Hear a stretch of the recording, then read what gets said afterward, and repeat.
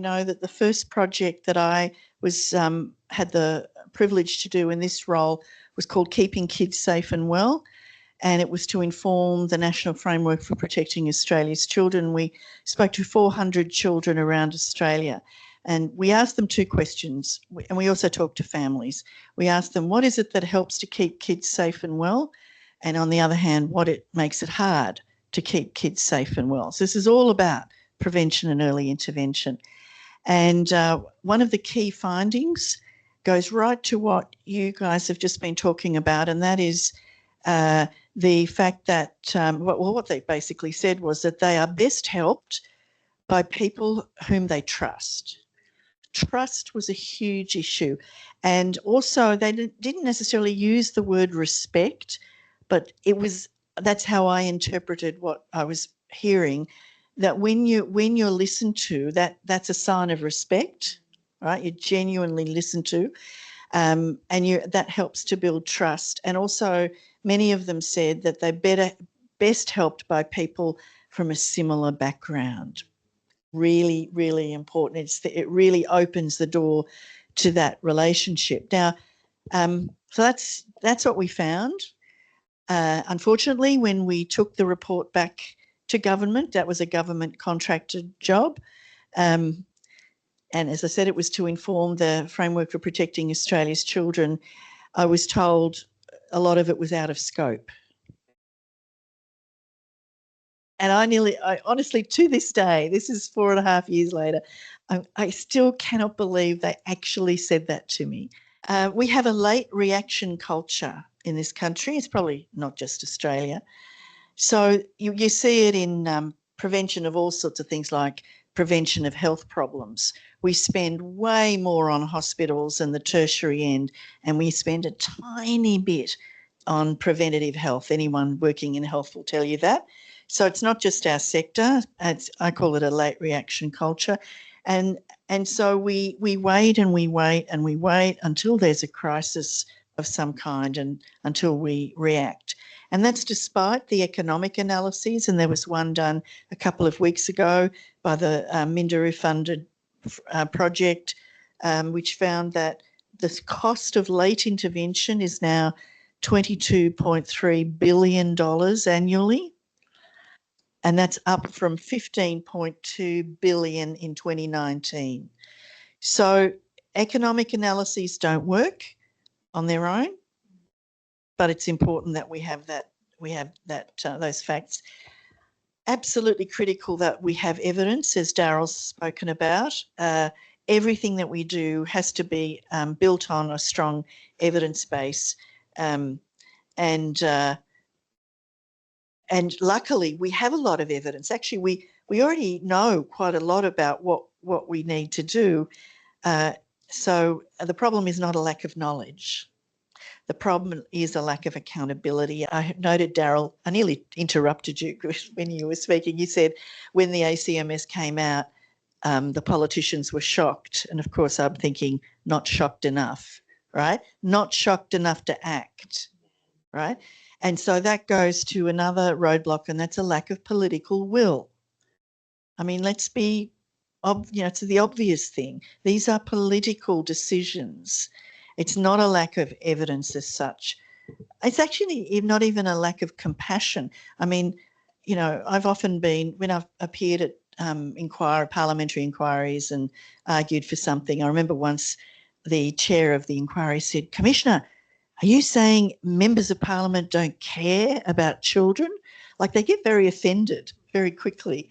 And of course, I'm not saying that. I mean, they're good people. Of course, they care about children, but when you look at them as a group and you look at the political objectives that they have, there is a lack of political will to act.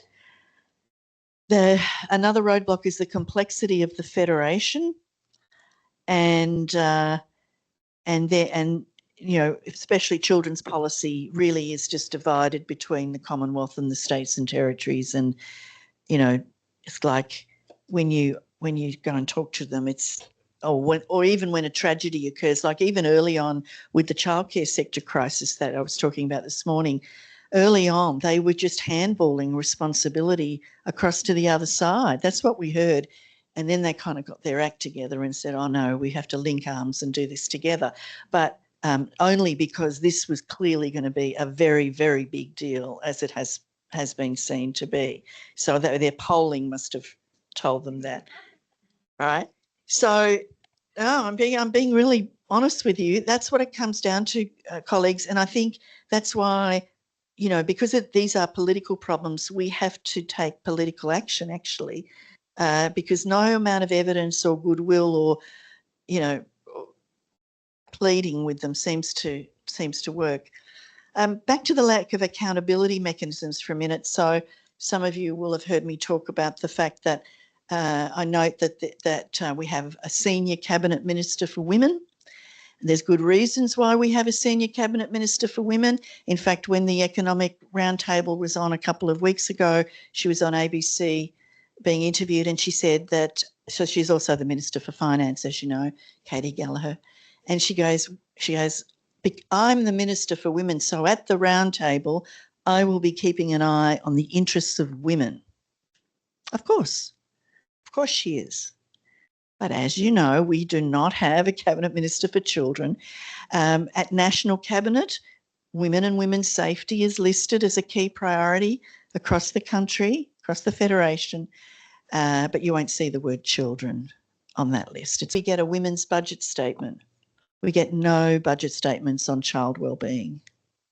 Right, so these are accountability mechanisms that are just absent when it comes to our sector, when it comes to children.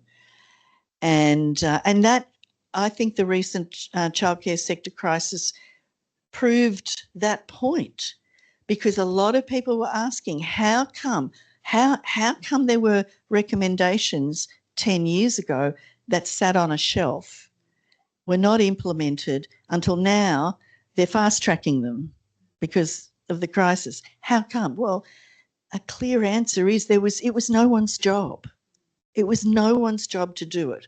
There is no one in Parliament for whom child safety and wellbeing is the primary responsibility. There just isn't.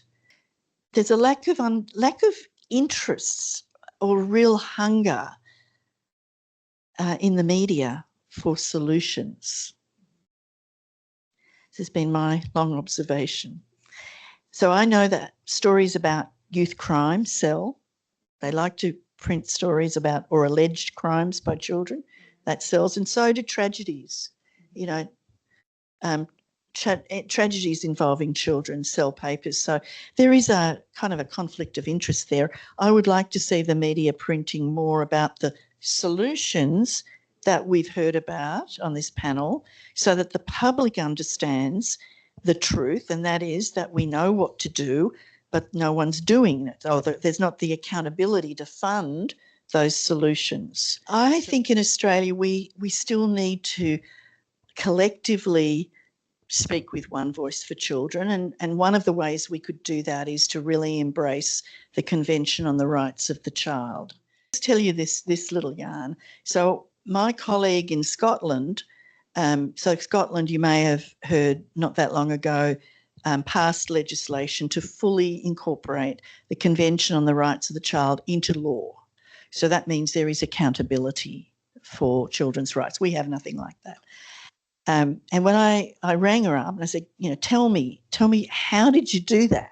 And I thought she was going to say, oh, we had this amazing politician who championed it through Parliament and, on a white horse sort of. I had this vision that they had some amazing champion for children in there. No, it was nothing like that. She said 10 years ago, the NGO sector got together and they decided to educate themselves about the Convention on the Rights of the Child. And by that, she meant they started running training programs about, well, what would applying the Convention on the Rights of the Child mean to our work and how we do our work, and all the sorts. I mean, what these colleagues have talked about this afternoon is exactly what implementing the convention would be. We just hadn't been using those words. But they trained themselves about what the convention means. The board members of those NGOs were trained on the Convention on the Rights of the Child. The peak bodies of those NGO organisations took on the job of providing training for their member organisations. So this was a whole of community sector, NGO sector rollout of taking on board for themselves the CRC. And then she said, and when the time was right politically, we spoke with one voice and we got it through. And I just find that whole story really inspiring. First of all, it takes a long time. So that was 10 years ago, and they only just passed the law. But also it's a sign that no single organisation on their own is going to do this. We need to pull together in alliances, in coalitions, and try to impress upon our political representatives, based on our knowledge of child development, the unmet needs of children, all the stuff that we know. I mean, this is your superpower, frankly, and we need to use that superpower in a powerful way to influence our decision makers. I think it can be done. If Scotland can do it, I think we can do it in Australia.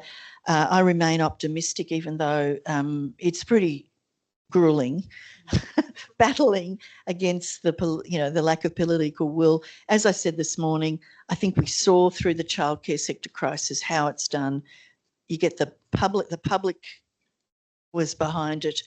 The politicians, had to step up. They did it together and they managed to fast track things that had sat on a shelf for 10 years.